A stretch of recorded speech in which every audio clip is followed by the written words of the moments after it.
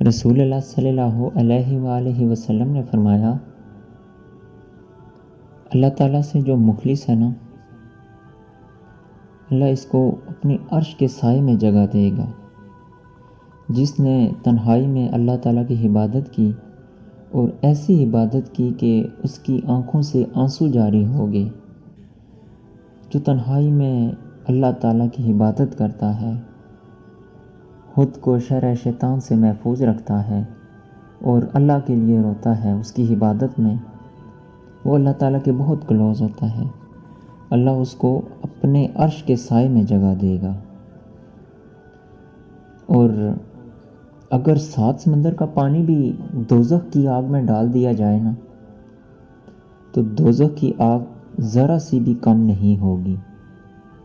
اللہ تعالیٰ فرماتا ہے کہ جب کہ میرا بندہ جب میرے سامنے ہاتھ پھیلا کر روتا ہے نا، تو اس کی آنکھ سے نکلنے والا ایک آنسو بھی، اگر آنسو کا ایک قطرہ بھی آپ دوزخ کی آگ میں ڈال دینا تو دوزخ کی آگ ختم ہو جائے گی۔ وہ اپنے بندے پہ اتنا مہربان ہے، اتنا رحم و کرم کرتا ہے کہ 7 سمندر اتنا بڑا ہے کہ ہماری سوچ ختم ہو جاتی ہے، جس کا ہم ایک سرا تلاش نہیں کر سکتے، جہاں ہم پہنچ بھی نہیں سکتے۔ جو ہماری نظر میں اس دنیا میں پانی ہی پانی ہے، اگر وہ سارا سمندر دوزخ کی آگ میں ڈال دو تو وہ کم نہیں ہوگی۔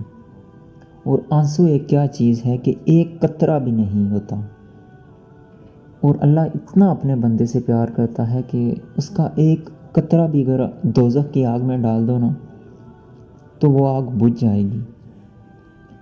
وہ 7 سمندروں کا مالک ہے، صرف آپ کے ایک آنسو سے وہ اتنا پیار کرتا ہے۔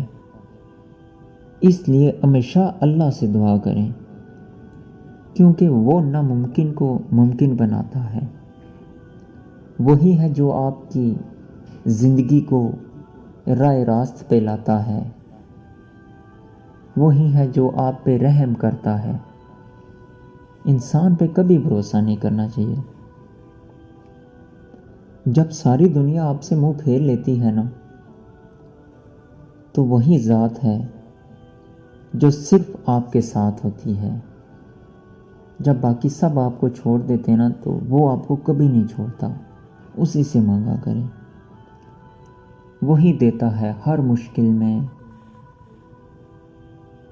اور فرماتے ہیں کہ سر جھکانے کی فرصت بھی بڑی کمال کی ہوتی ہے، کہ سجدہ آپ زمین پہ کرتے ہو اور دعائیں آسمان تک جاتی ہیں۔